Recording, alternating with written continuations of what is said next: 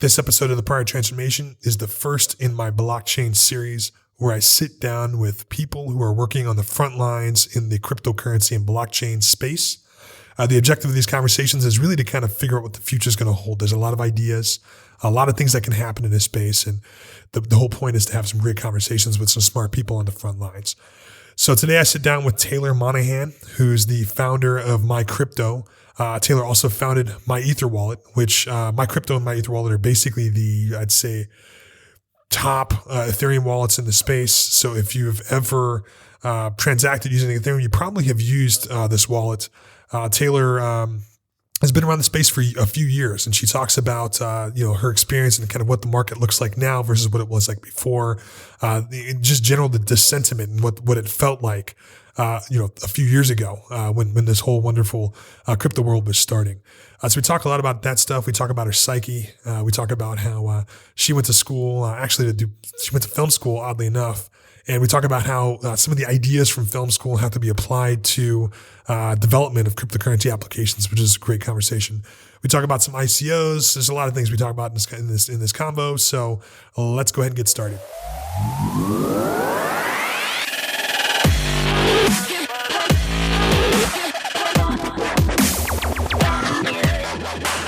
Welcome to the Prior Transformation Podcast. I'm your host, Jimmy Smoots. In this podcast, we explore, there's no we, it's just I. I'm the only person here. And really, I just ramble for 2 or 3 minutes on a technology or business topic. And occasionally, I'll interview some smart folks. If you like that kind of thing, enjoy. Welcome back. I'm here with Taylor Monahan. Taylor, thanks for sitting down with me today. Yeah, thanks for having me. Okay, cool. So to kick it off, I'd love for you to kind of give us, your 2-second summary of your life. Always a super hard problem or a hard question to answer, but just maybe just an overview of like what you do and how you came to where you are. So I was born. So I'm the officially on paper, I'm the CEO and founder of MyCrypto. That's where I spend basically all my time these days. We're basically a wallet for Ethereum, holding your Ethereum and your ERC20 tokens and all that good stuff. We have some additional functionality beyond your basic wallet stuff where you can interact with smart contracts and buy ENS names and some cool stuff like that. That's really Ethereum specific. And we're basically just trying to create an interface, an app, a way for people to easily interact with the blockchain and get into this space, a little bit more easily because it's quite intimidating right now. It really is. That's the thing about the crypto, specifically blockchain stuff. I always kind of liken it to the ham radio, where it's there's a small group of people that really understand it well, and you have to be pseudo-technical to pick it up. But if you have that knowledge, it gets easier, but I think what the masses really need is, some kind of AM, FM radio, an easy car radio.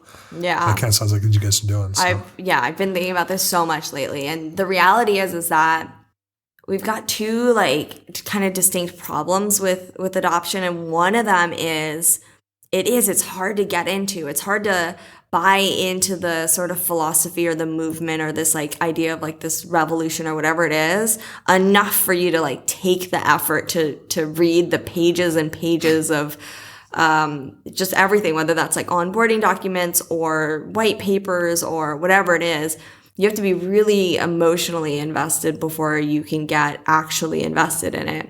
And then the other problem is that the interfaces themselves, assume that these users are emotionally invested and really want to get in for, more philosophical reasons than they probably actually are there for. And therefore they design interfaces basically for themselves. The builders design interfaces for themselves, assuming everyone else is going to be like that. And the reality is that they're not. The next wave of crypto users are going to need more opinionated interfaces, things that abstract those complicated things away, all the things that, we're not doing now. Mm-hmm. So why do you think people adopt, because you kind of mentioned this when you're talking about, but why do you think people choose to pick up crypto today? What's the, Is it like a speculation thing now? Because I'd love to kind of hear your thoughts on this.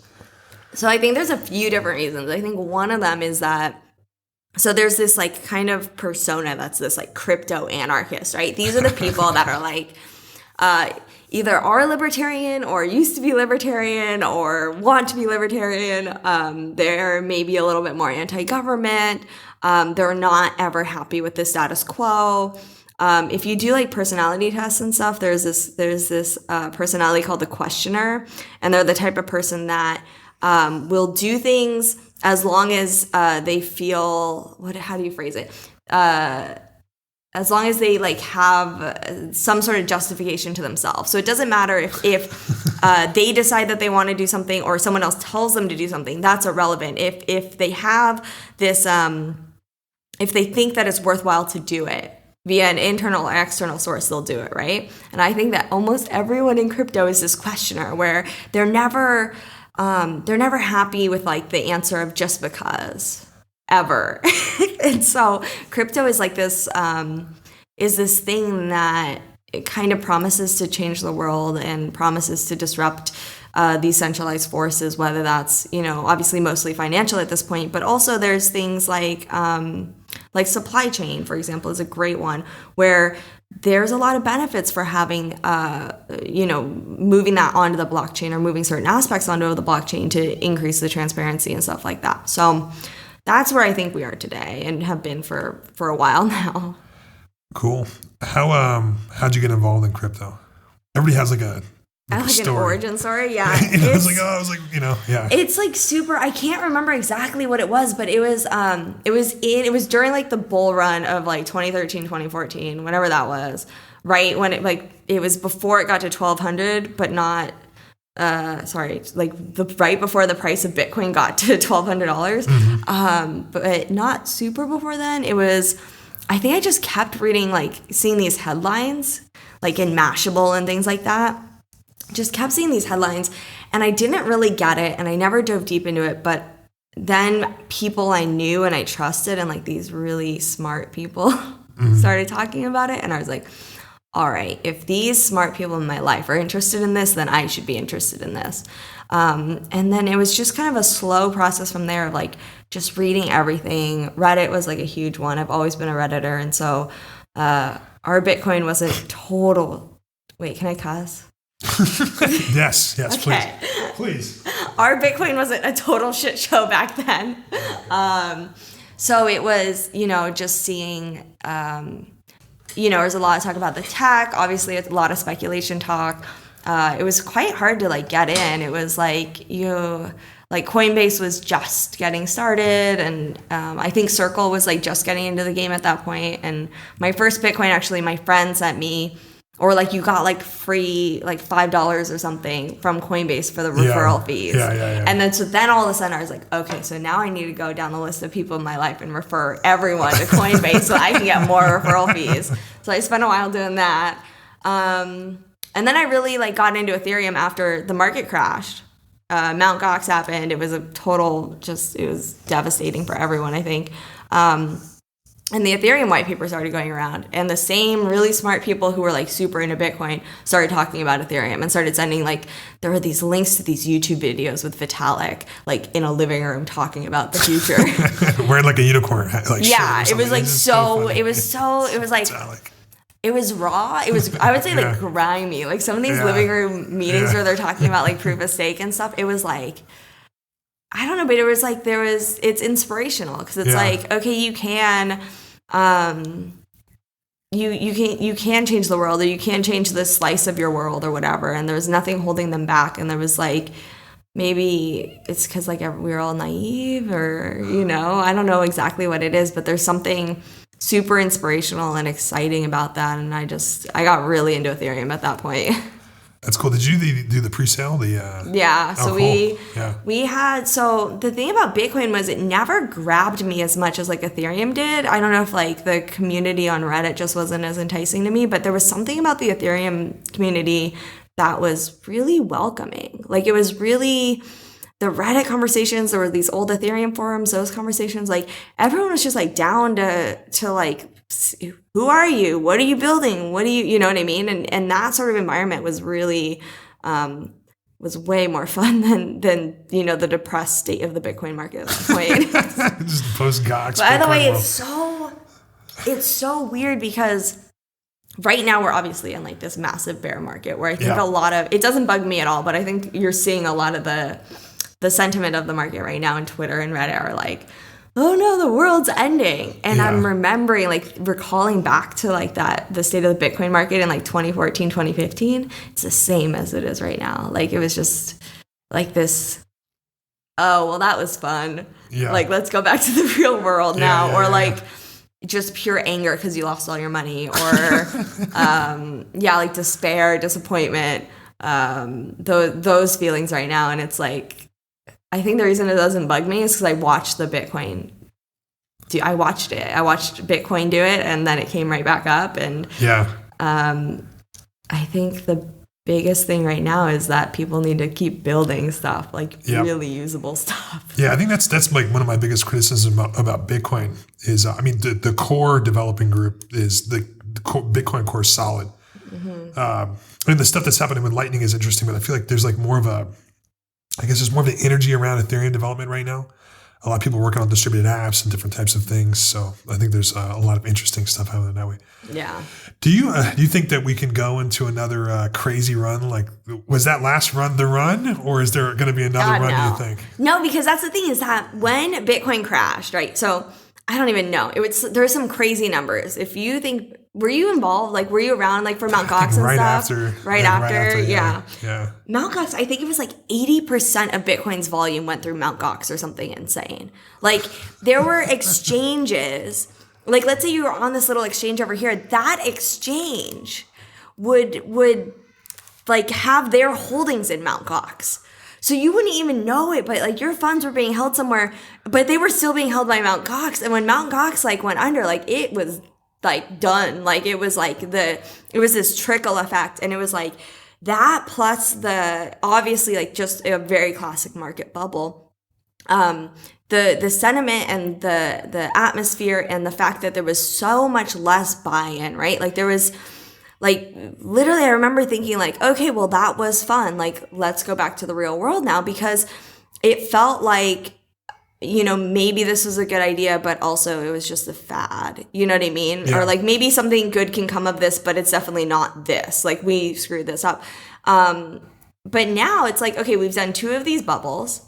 The tech obviously has use cases. Yep. The tech has use cases in a ton of different environments. And especially as we've seen sort of the leaps that Ethereum took from like the core Bitcoin concepts. And they've like basically like, okay, level up, next step, like that kind of stuff.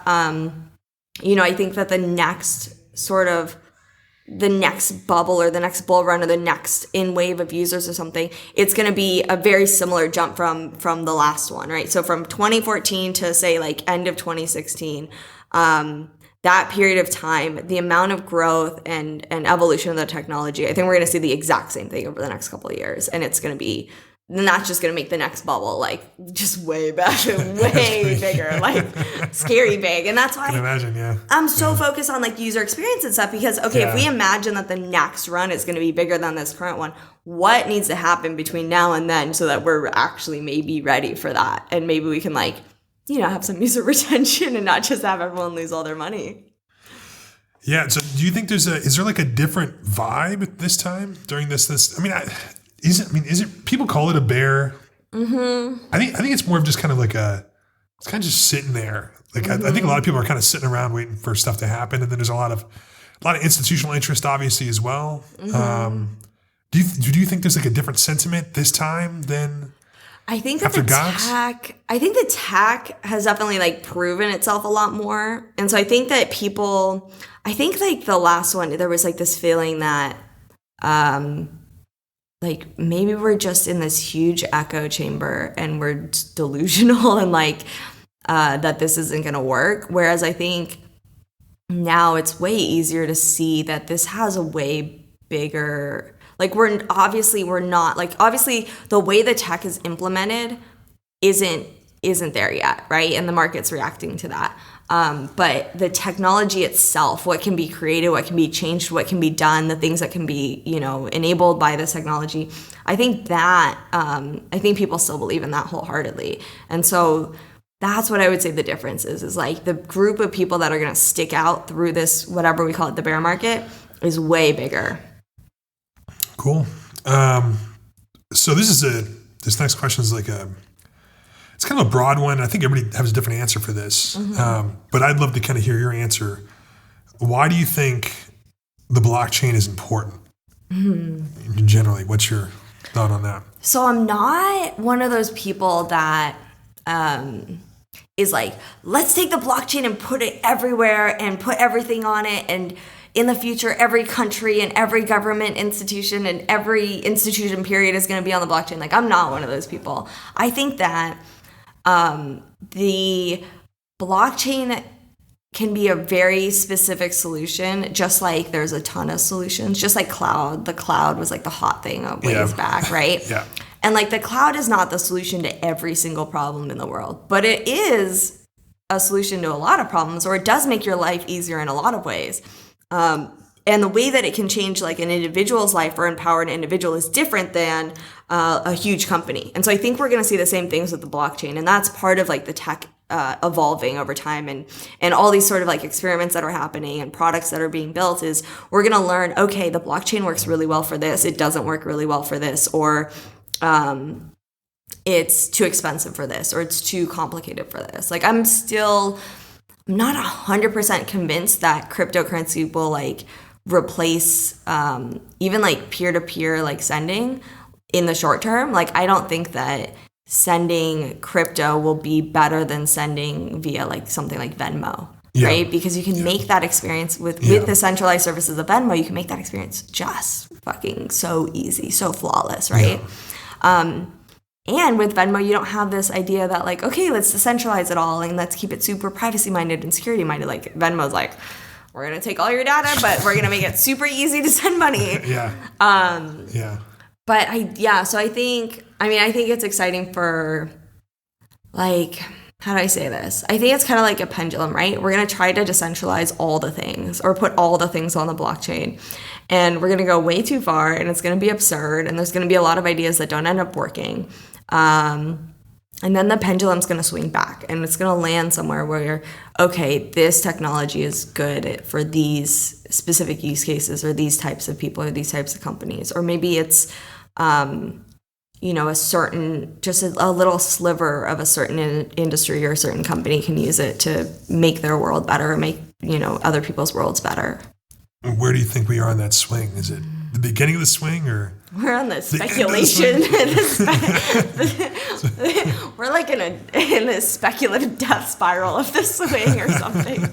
That's the thing is like when we look at the ICO boom, right? We have like, I don't know, thousands of ideas that have been given a buttload of money. Lots of money. So much money. Lots of money. How many of those ideas are going to be super successful? Or a more interesting question is, what, even if their idea or their promise or their white paper doesn't come to fruition, what does come to fruition? Is it something that they learn? Is it learning something not to do? So I think over the next probably like 12 months or so, we're going to see a lot of things fail and a lot of things succeed, or a lot of things succeed in certain ways and fail in others.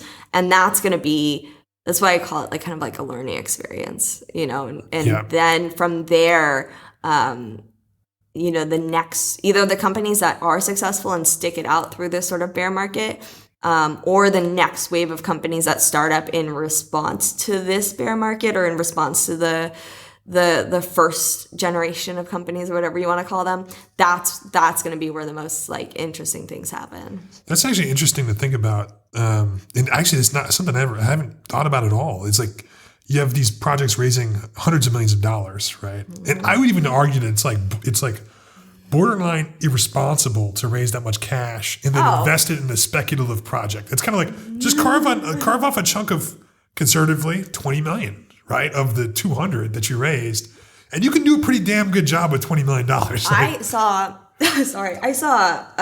it was like a quarterly report. I won't name the company because I don't want to like throw them under the bus like that, but you can tell they're trying to be responsible. They have these like transparency reports on how they're spending their money and stuff. Their burn rate was $8 million a year. They don't have a product.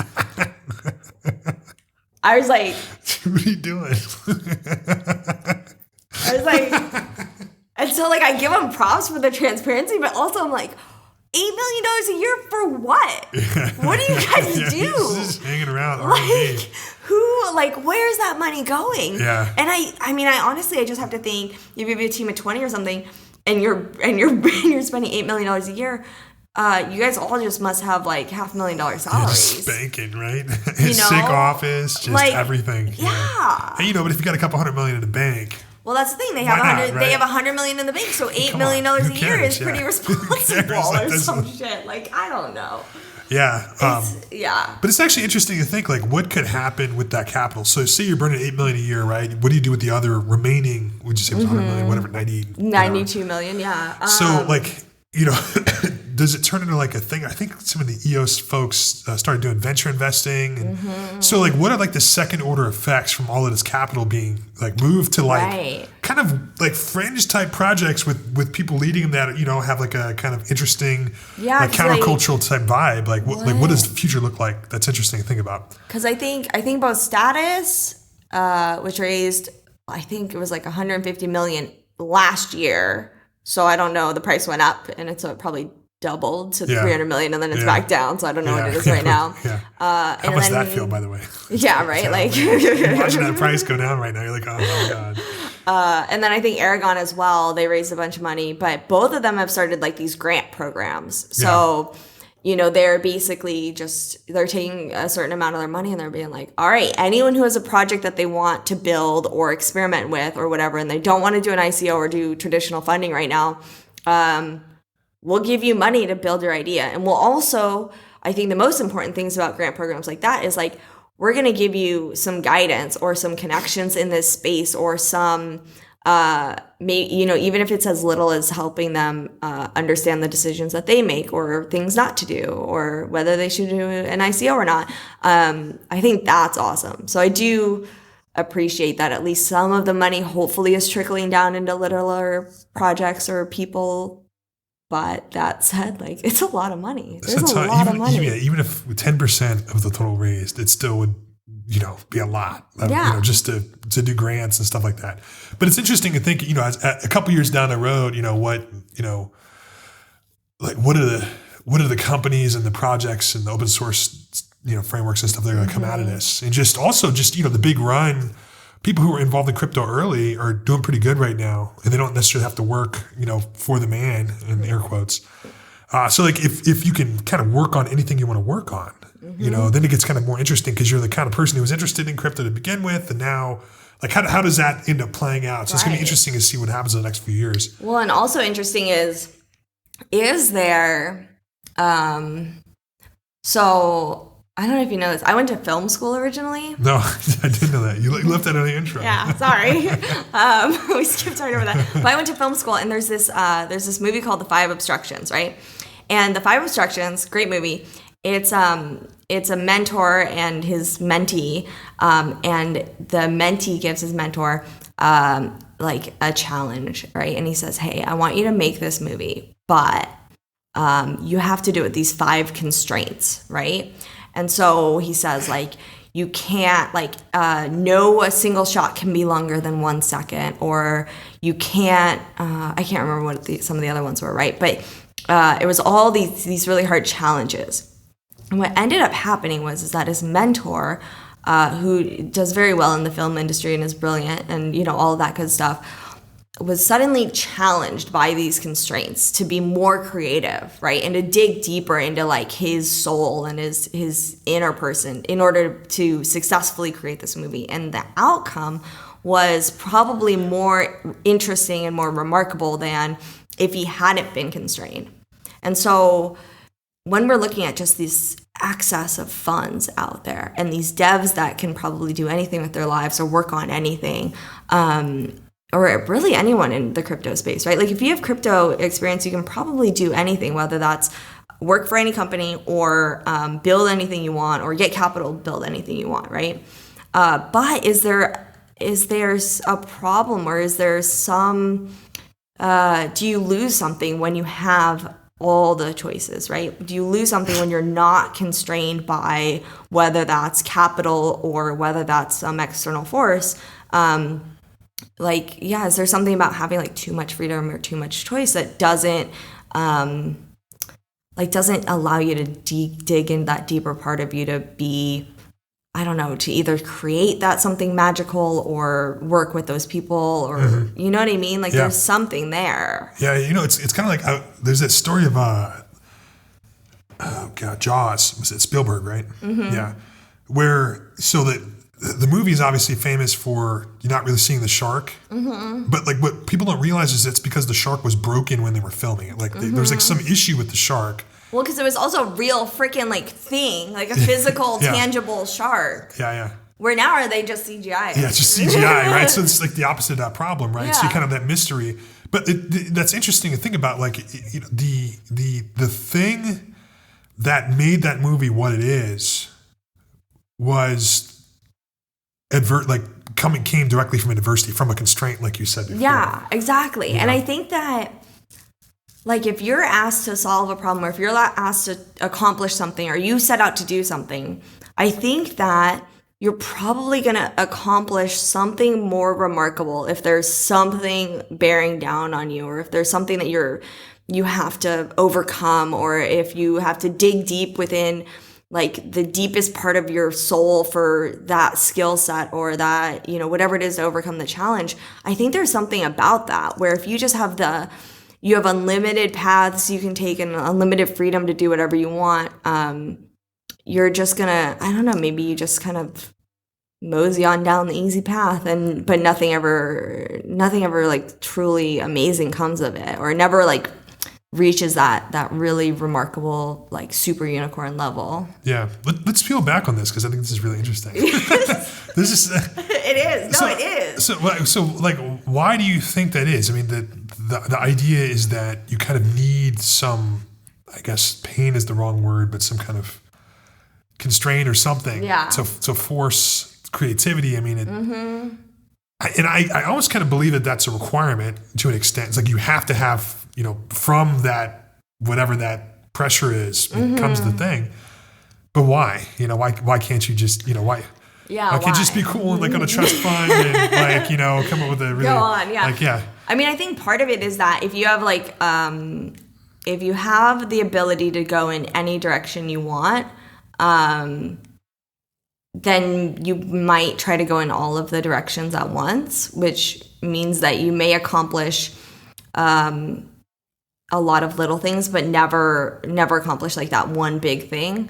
I also think that obviously, even if you have unlimited capital or nearly unlimited capital, you still have limited time or resources or whatever. And if you don't, if you're like, okay, we're going to go in 18 different directions, but there's no focus, then you're gonna sit there and look at this hot mess of disorganized stuff, right?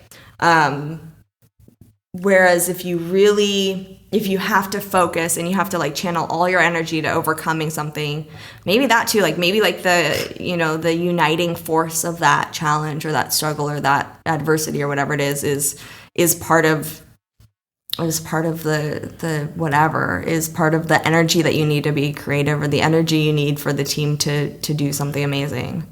I don't know. Yeah. It's hard. Probably not easy. So I mean, so the natural, I guess, next question is, say I'm one of the big ICOs. I raised $150 million. Is there a way for me to artificially create that? Because I almost have to, right? Because otherwise I'm going to end up with a bunch of crap. Is it, or does the downtrend Ethereum kind of it does it for you, right?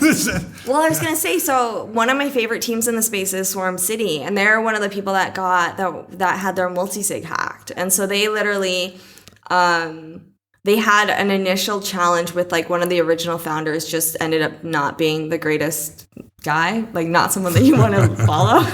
So that was like challenge number one. And then like months later, their multi-sig got hacked and they basically woke up one morning and they didn't have any funds. Yeah. And the reason I think they're one of my favorite teams, but also why I think they're one of the best teams is because they literally like looked at all this and were like, well, fuck, but we still want to build this. What do we need to do? How can we do that? And they didn't channel their energy into like hating this hacker or this external force. They didn't channel their energy into being sad about their loss.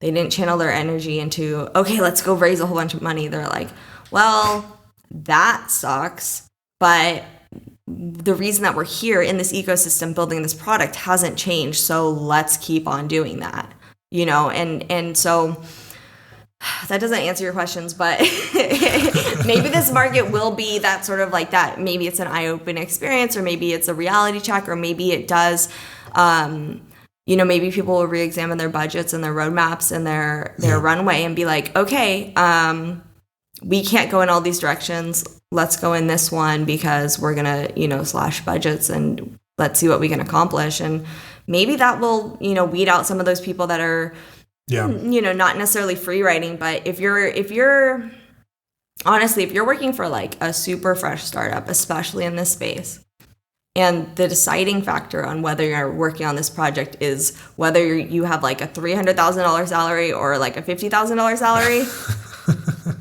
if that's the deciding factor, like you might want to rethink like what's going on. Or like if you're running a company and you notice that you have team members with that attitude, you probably don't want them on your team because they're not going to go, you know, they're not in it necessarily for the reasons that you need to be in it. Yeah.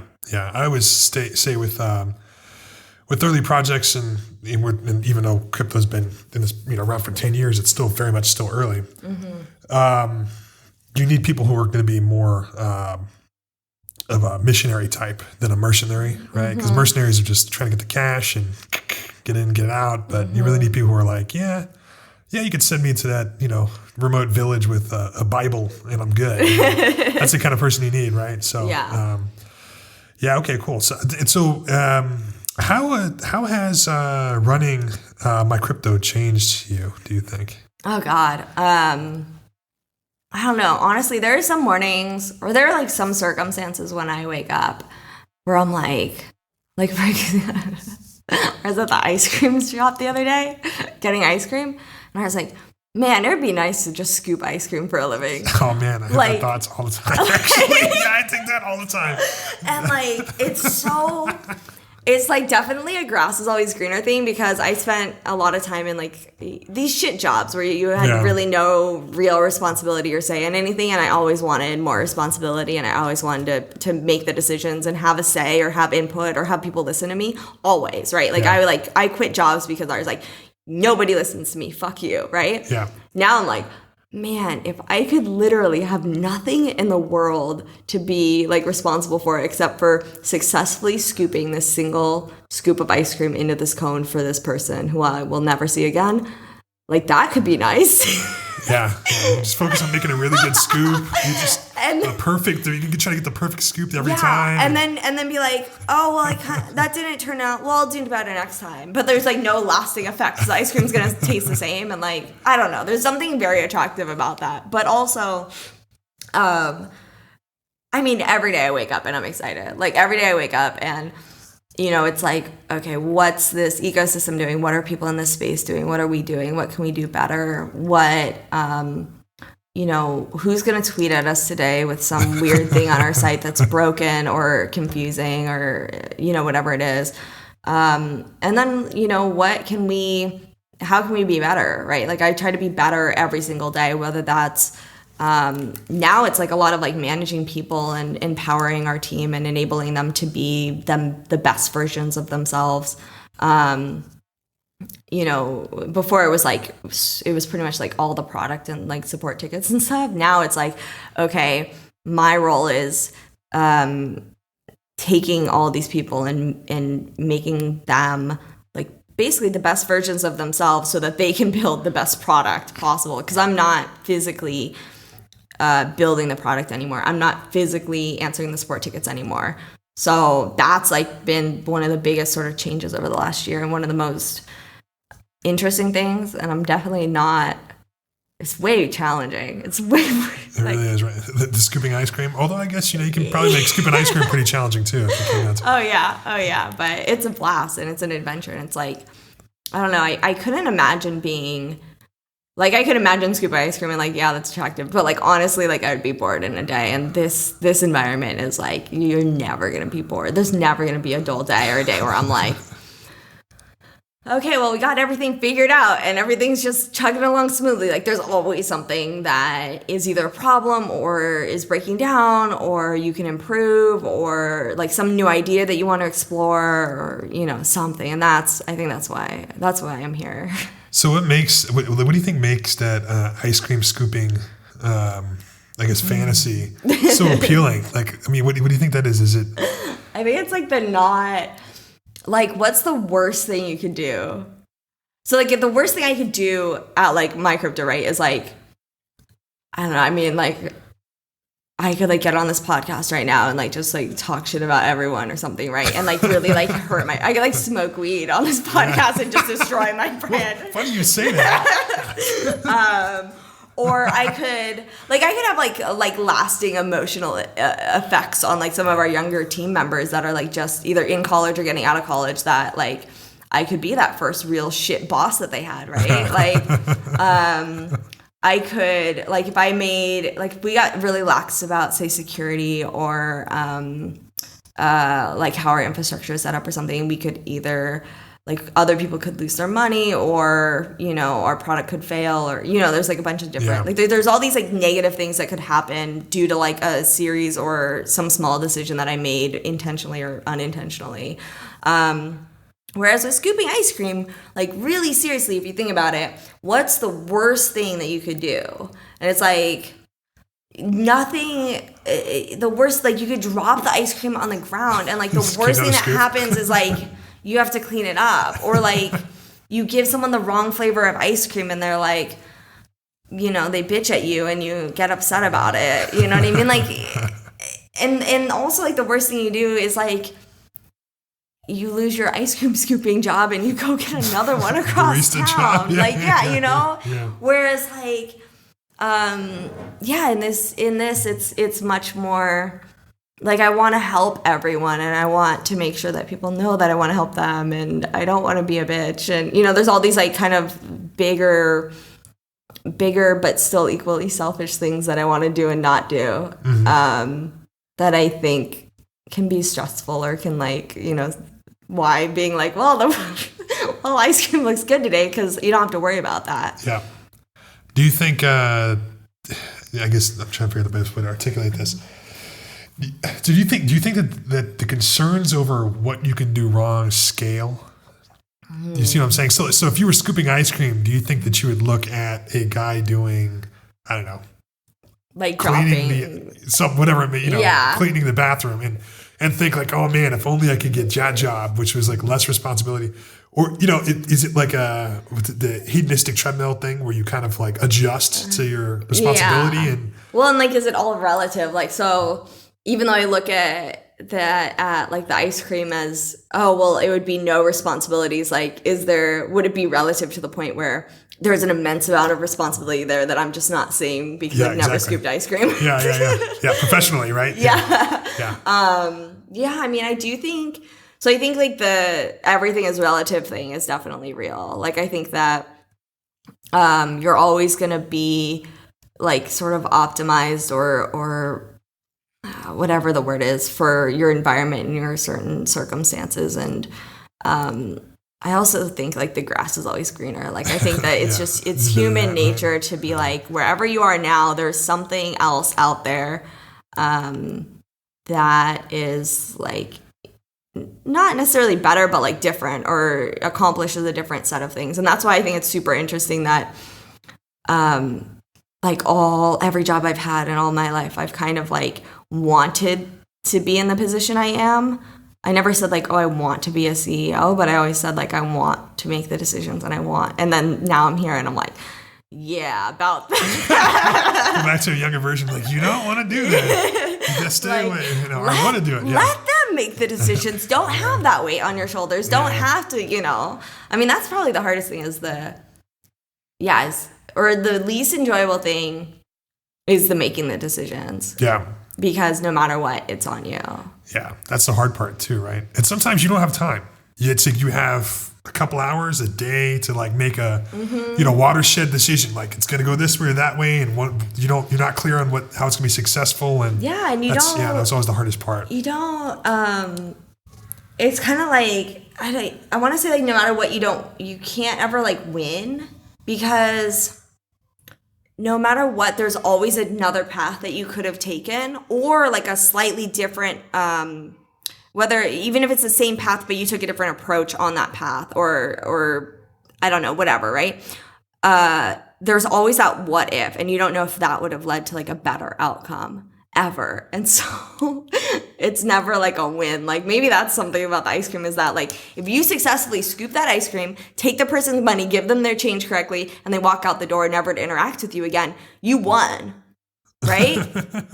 Like it's very easy to be like, check, I did that successfully. Yeah. Where when you're doing these sort of more ephemeral things like making big decisions or leading a team or trying to be inspiring or whatever the hell it is, there's always something that you could have probably done better or differently that would have led to a more successful outcome. Okay, cool. So just kind of peeling on that a little bit.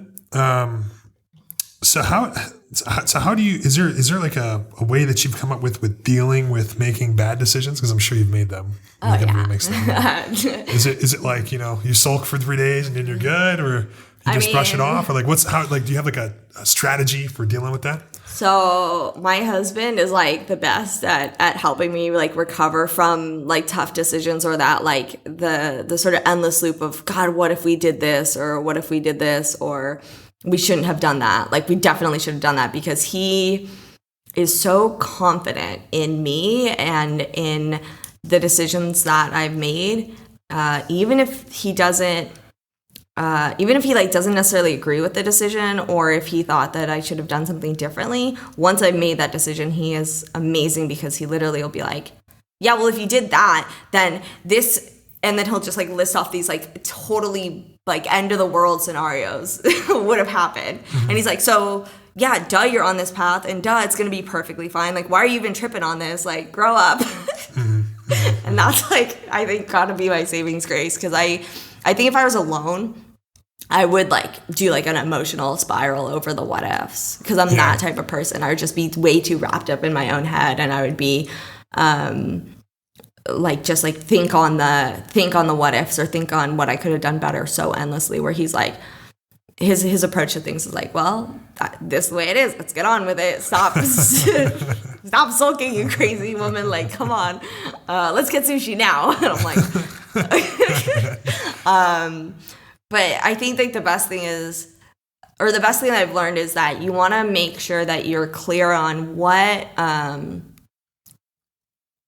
you're optimizing for, like when you're making the decision. So when you have like a fork in the road, or a choice to make, or whatever, and you're like, should we go this way or this way or this way, or should we do this or this or this, or whatever it is, you should step back and be like, okay, what are we trying to optimize for? Like, and it can be simple, right? It can be like, are we trying to optimize for like making money, or improving the user experience, or making like a team member happy, or saving money, or like these are all these different trade-offs. And if you're really clear on what you're trying to accomplish, why you're trying to accomplish it, what you're trying to optimize for, then it's really easy to say, okay, then this is probably the best path to go down.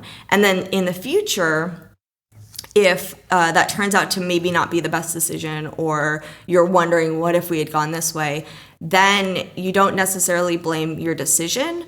And because blaming your decision is hard, right? Because there's not a lot you can learn from that actual decision you made, because you're probably never going to have to make that exact same decision in the future. But what you can do is say, okay, well, maybe we shouldn't have optimized so heavily for, say, monetization, right? So if your product and every decision you make is to make more money, and you end up with no users, you don't blame we shouldn't have implemented this feature or that feature or this feature. What you blame is, we definitely went too heavy on trying to monetize, and therefore we forgot about the user, and therefore our product sucks. And then hopefully with that knowledge, you can, moving forward, correct your decisions based on what you learned in the past. So it sounds like it's more about, if I'm wrong with this, please correct me. It's more about understanding, I guess, your values, or just some kind of underlying concept about where you're trying to go, who you are as a company and as a person, or whatever, what decision you're trying to make. Yeah. As opposed to the decision itself, because you're saying that if you fuck that first part up, then the decision's always going to be wrong. But if you have clarity on that, then it's a lot easier, right? Right, exactly. And that's I mean, it also comes back to, if you say, what's the best decision? Well, what does best mean? Is there ever a objectively best decision? And probably not. There's probably not ever the best decision, but there is the best decision if you're looking to say make new friends, or get that job, or get a raise at your job, or save your company money, or increase your revenue, or whatever it is, right? There's usually a clear or clearer best, or way to judge best when you look at it in those terms. Cool. So how do you get clarity on that underlying thing? I'm definitely still figuring it out. There's people that have spreadsheets that force themselves to sort of kind of put it out on paper, and maybe rank a decision or a feature. Or I think Brian Armstrong, he's the CEO of Coinbase, he has ones for whether or not he takes a speaking opportunity at a conference, and he basically tries to rate them on things like, is it a panel versus a keynote speech? How many people are going to attend? What are maybe some other benefits? Does he get a whole bunch of free tickets to attend the conference for his team? How much time will it take? Is it in another country? What was the most interesting? How much fun he'll have in another country? Yeah, no, there is a fun factor that he has on there. Is it by a great sushi place? Yes. Yeah, exactly. Yeah. And then is it going to be recorded on video and published to YouTube? Can we do a follow-up blog that will increase reach, right? And so he lays out all these things and he ranks them just pretty quickly, maybe a 1 through 5. And then if it reaches a certain threshold, he's okay, this is worth going to. And so it takes making giving it this sort of process, even if it's a little bit loose on what those numbers actually mean, is a pretty it eliminates a lot of the fluff out of making the decision. Because obviously if you have 20 conferences that you've been invited to speak to and you can only do 2, just if you quickly put all these numbers, there's going to be 1 or 2 that float to the top. So I think that's one really interesting approach. I'm definitely not very good at it, but I mostly just sit in bed and think about it, and think about go down these little imaginary journeys, and and then circle back and ask myself again, what are we trying to optimize for? Yeah. What's the opportunity cost of this? What are the risks involved? Is anyone else on board with this plan? Or am I going to have to, convince everyone in the world to go down this path with me? Those types of things usually, are the things I take into consideration. Yeah. But it sounds like you still have a model, right? It just may not be a spreadsheet with some numbers, but exactly. You got more of a iterative, imaginatory model. Yeah, it's even a word. Okay, so you mentioned opportunity costs in there. Do you have a way of calculating that, or just thinking through it, or is it just a eyeball? I think opportunity cost is super hard, because you're basically saying it's the unknowns, right? Yeah. Some of them are definitely known. I definitely try to actively spend some time thinking about what's the worst that can happen. And not, how do I say this? I don't limit myself when I say what's the worst that could happen. So, even if it's a really low risk, I try to separate that from, I think people get in this habit, right, where they're like, well, what's the worst that could happen? And they're like, well, X, Y, and Z. And X, Y, and Z really isn't that bad. And I'm like, well, yeah, or like so-and-so could die. Like, that would be bad. That would be the worst. And they're like, yeah, but that'll never happen. And I'm like, right. So just because it has a 0 risk or a 1% risk doesn't mean that it's not something that you should be aware of happening, right? Yeah. And so I try to like kind of do this thing where I'll put sort of like all the raw things on the table without being like, oh, that'll never happen, or oh, that's so low risk. Like, just put them all out there, and then separately sort of like assess the risk of it happening and be like, okay, that's the likelihood of that happening is so, it's just so unlikely that it's not really worth considering. And a lot of times that helps you suss it out, and then also helps you. I found like some of the easiest, or some decisions are easier after doing that, because you realize like the worst things that could happen aren't really that bad. And that helps a lot, because sometimes there's decisions where the list of things that could happen or could go wrong, or the answer to what's the worst thing that could happen are really long. And then it's like, well, just the risk of this alone and the payoff just not being that great, well, like, let's skip that one, you know? But then sometimes also it's those really high risk ones that are the ones that'll make you remarkable. Yeah. So then you go down the what if path, and now you know how to run a company. Yeah, yeah. that's how you do it, folks. That's literally, I mean, you find the lowest risk thing with the highest payoff, and you do that. Yeah. Yeah. I mean, it's so hard, and it's really just, I think gut does play a big. I think it really is, like, you just have to sometimes trust your gut and be like, all right, everyone ready, set, go. Let's, and just charge at it. Where do you think the gut comes from? Is it like, is it just getting kicked in the gut and not just enough issues and adversity, and eventually it gives you that like, so if I were talking to Taylor 15 years ago, right? Yeah. Would you be able to make the same level of decisions, or is it just like your consciousness being eroded by these constant good and bad decisions that kind of forms your reality into a specific? No, I mean, over the last, I would say, like, so when the MyEtherWallet, MyCrypto situation happened, that like kicked me like in the face, like repeatedly for like months and months and months. And it like broke me, like it took me, I'm still like working on like rebuilding my like confidence and like my ability to trust my gut. Cause I definitely was like really, and I still am on some things, but very indecisive because I didn't trust myself. And I didn't, like imposter syndrome, like that, like galore. Yeah. Like Reddit, dude, if you ever like have some drama around you, just like have someone like delete Reddit from your life, because it'll fuck you up. Yeah. People are, and especially on Reddit, it's bad. Oh my God. Yeah. It was like, and it wasn't like the obvious trolls and like the mean people that were just like, you're a giant bitch. Well, like those people didn't really affect me as much as it was like the more tempered comments, the ones where I was like, oh shit, you're a sane person and you think I'm a despicable person. Those people got in my soul. Yeah. And it makes you question everything like a little bit more. And again, back to sort of like the pendulum swinging, like that sort of concept. I think I swung like very indecisive and not having a lot of confidence, and not like, I really didn't want to make any more decisions. So I'd made this really big decision for the company.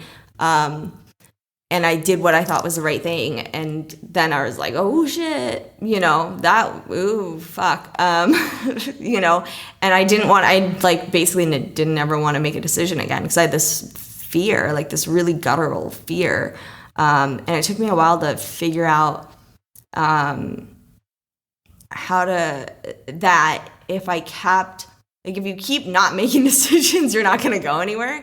And that I should trust my gut, because at the end of the day, my gut is probably more often than not right, or at least good enough, I guess, right?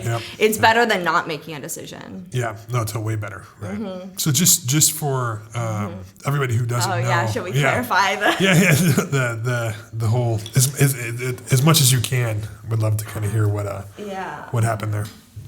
All right, so originally when I first started creating an Ethereum, we kind of accidentally created this project that is MyEtherWallet.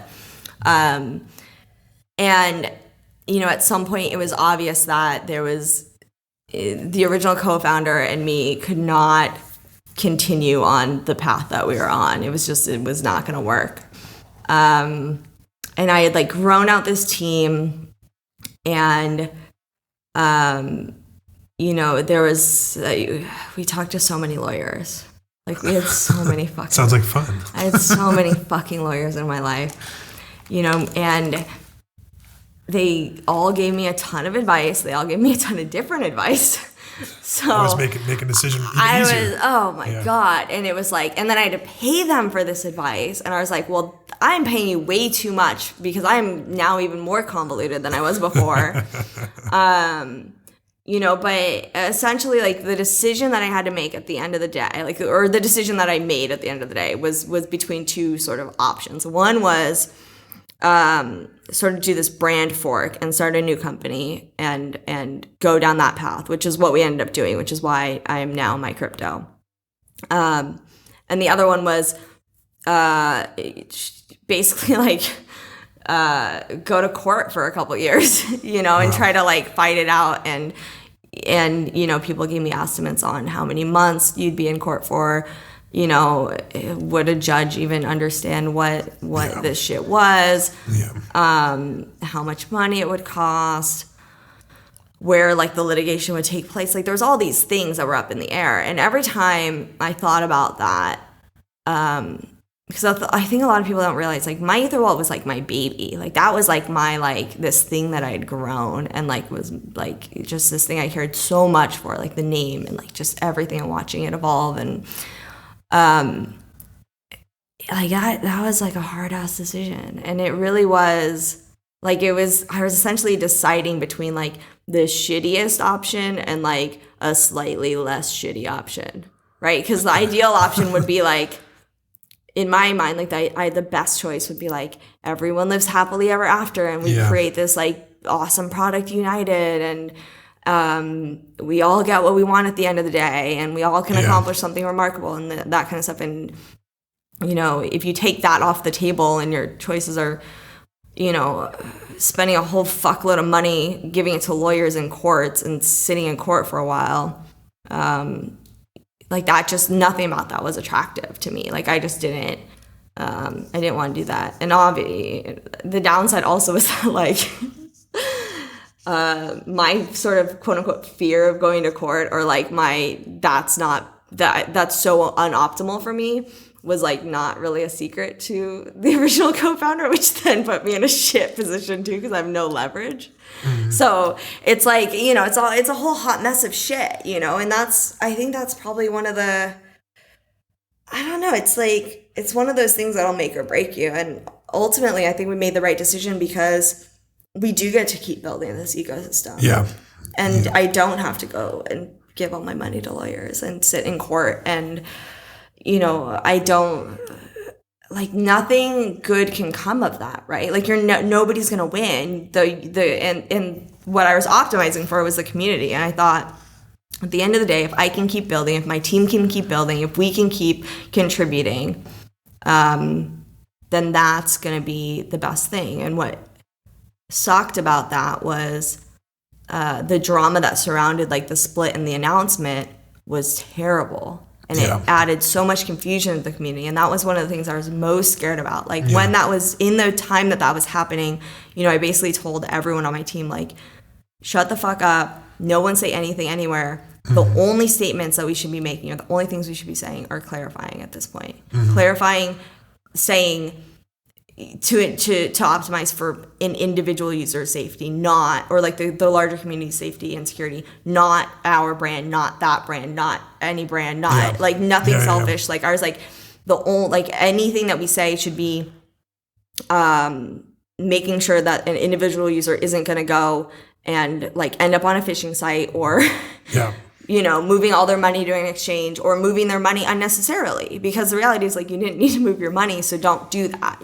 So yeah, that was it was just shit all around. It just sucked. It just sucked. Yeah, it sounds like it would have been a real difficulty. And you mentioned that you after you kind of you didn't want to make decisions and those kind of things, right? Yeah. How'd you come back? Like, how'd you? Oh, I think a lot of it's time.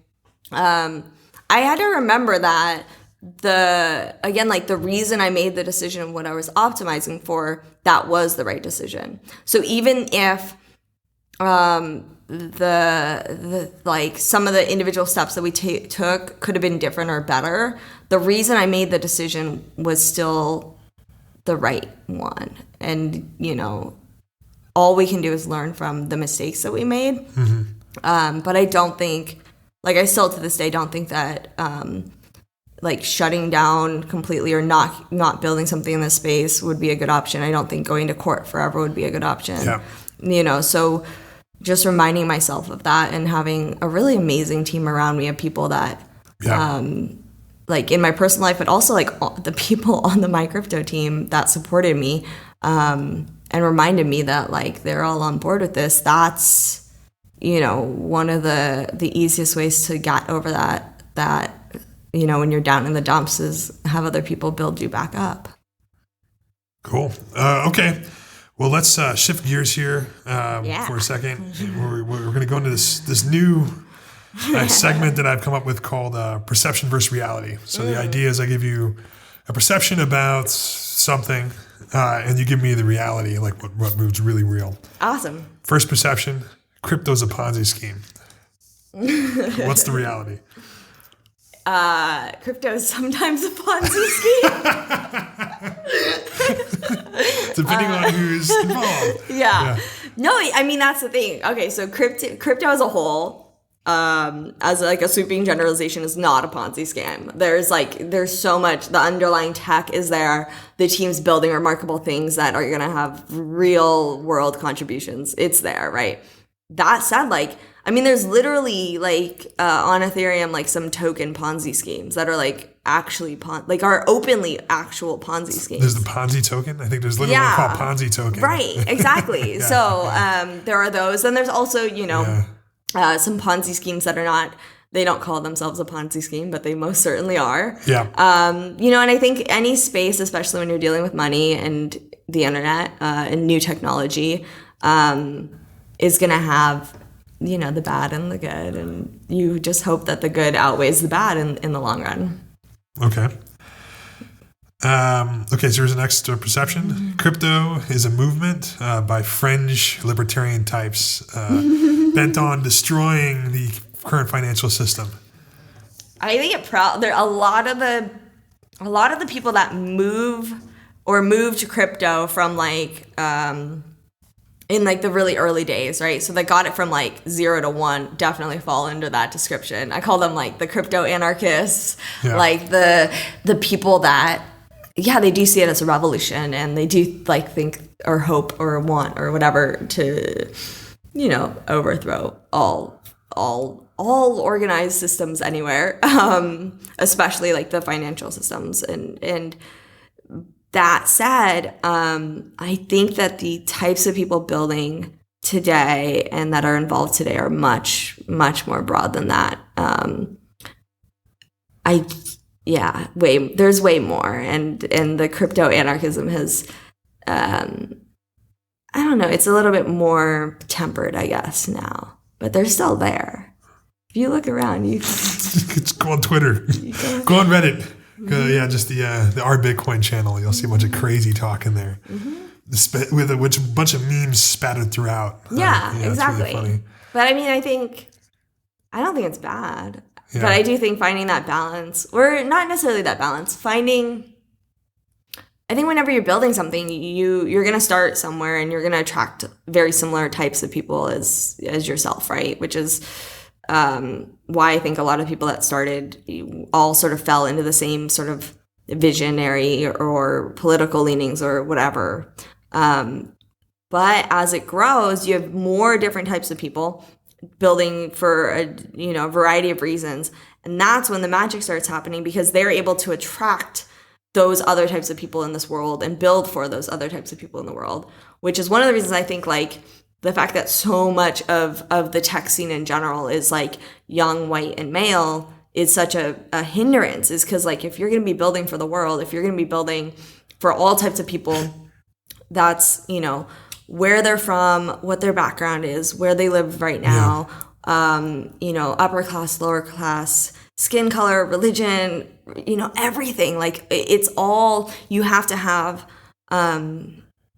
everyone building for everyone. You can't, just a small group. Yeah, otherwise. Or else you're going to have, your young white male team is going to be building a product that's probably only going to attract young white males, which then you're leaving out a huge population of the world. Yeah. I guess in the beginning it works because it scales, and then once you get to a certain point, you got to figure something else out, right? Okay, cool. Quick fire, a couple questions in here. Productivity tool or technique that you use every day? Pen and paper. Pen and paper, wow. Yeah, my to-do list. Every morning my to-do list gets written down on a piece of paper. Whatever I didn't get done the previous day, it gets moved to like a brand new list. And that list keeps growing. And now the list is a book. And then, at some point you purge the list, or you delegate the list, or, you say, okay, this is going in some imaginary backlog that you'll never access ever again. But it's, I've found it works better because things like I've used Asana, like we use Jira for sprint planning and stuff within the team. Those are all awesome tools, but the pen and paper is like, you can't have an endless backlog. You have to. Yeah. That's a lot of writing. Exactly. You keep copying it over and it almost makes you re-examine every to-do item every day, which is good almost. Yeah. As opposed to and if you find something, so if like something keeps popping back up, or like you really want to get it done, it does eventually get done. But also like if it falls off the list and then it gets back on the list, usually I'll prioritize that over some of the newer items, because I'm like, actually, this one's pretty sticky. This isn't some fickle idea or some low priority thing that nobody else cares about. Cool. Favorite book?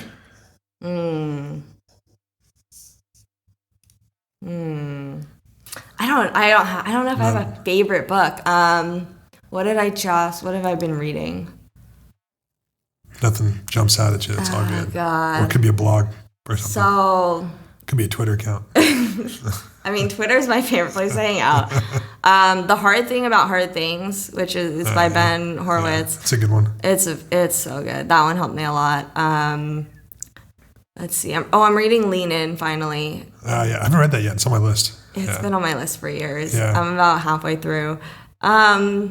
It's good. Yeah. It's hard because I'm a woman and I want it all. So there's a lot of things that I'm like, there's a lot of things that I'm just fundamentally like, yeah, you're spot on. And then there's a lot of things that I kind of like argue with in my head, or I'm like, oh, but I don't want to be like that. Yeah. So we'll see.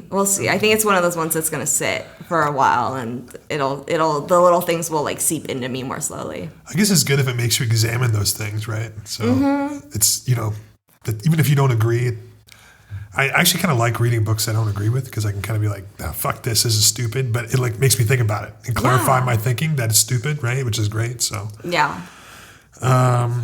Okay, we talked about that. That's pretty much it. I mean, is there any way for people to keep track of you online, or any parting thoughts of wisdom? Parting thoughts of wisdom. So Twitter. So at MyCrypto is the MyCrypto Twitter. Definitely follow us there. I tweet from that a bunch. And then I have at Tavano _ Yeah, I'll put it in the story. I was like, you're gonna need to link people this. Yeah, no. That's where I'm most active. I'm like on all the other social media, but honestly, Twitter is probably the best. And if you like DM me or at me, I'm usually pretty responsive. And then Instagram. I'm on Instagram, but now it's just all baby pictures. So, do you follow me on Instagram? Yeah. It's yeah. all It's all like, baby. I mean, mine are mostly like me and my kids or babies and stuff. Yeah. It starts to get pretty fun. So I'm keeping Twitter. I think I'm going to keep more, crypto Twitter.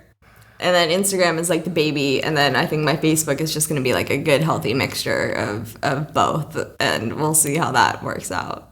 Cool. Well, thanks for the time. Yeah, thanks for having me. This was a blast. I appreciate it.